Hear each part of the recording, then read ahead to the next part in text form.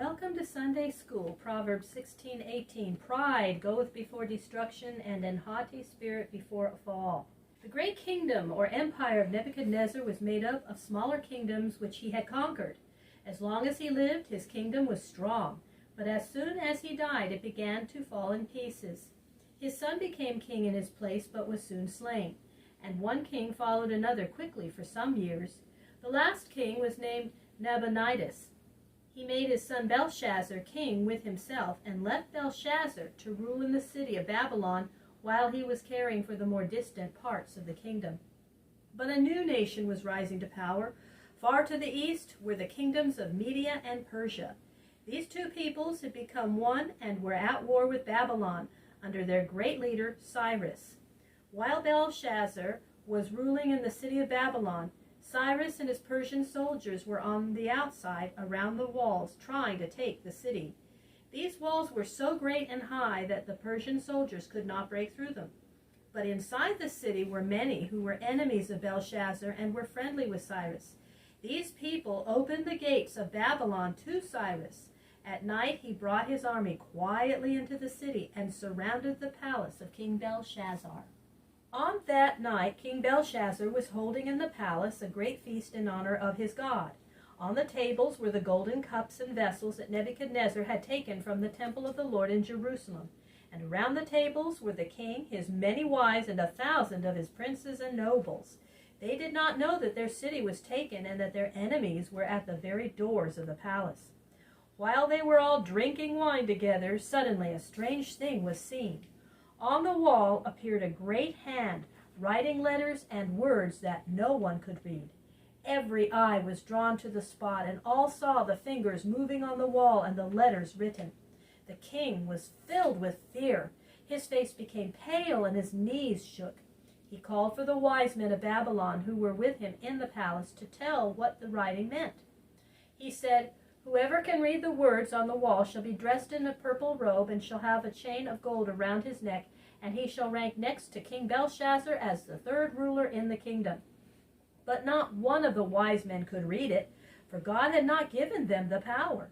At last the queen of Babylon said to Belshazzar, "O king, may you live forever. There is one man who can read this writing, a man in whom is the spirit of the holy gods, a man whom Nebuchadnezzar your father made master of all the wise men. His name is Daniel. Send for him, and he will tell you what these words are and what they mean."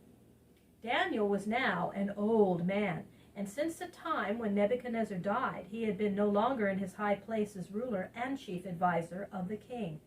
They sent for Daniel, and he came. The king said to him, "Are you that Daniel who brought many years ago by my father to this city? I have heard of you that the spirit of the holy gods is upon you, and that you have wisdom and knowledge. If you can read this writing upon the wall and tell me what it means, I will give you a purple robe and a gold chain and a place next to myself as the third ruler in the kingdom." And Daniel answered the king, "You may keep your rewards yourself, and may give your gifts to whom you please, for I do not want them. But I will read to you the writing. O king, the Most High God gave to Nebuchadnezzar this kingdom and great power and glory.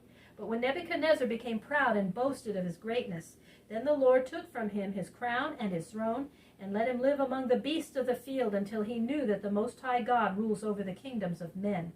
O Belshazzar, you knew all this, yet you have not been humble in heart. You have risen up against the Lord. You have taken the vessels of his house, and have drunk wine in them in honor of your own gods of wood and stone.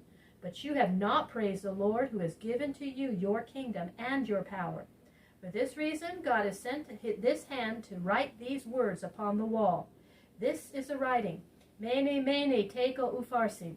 And this is the meaning, numbered, weighed, divided.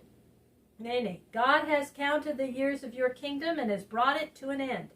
Tekel, ye have been weighed in the balances and have been found wanting.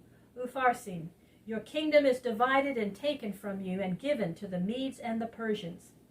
King Belshazzar could scarcely believe what he heard, but he commanded that the promised reward be given to Daniel.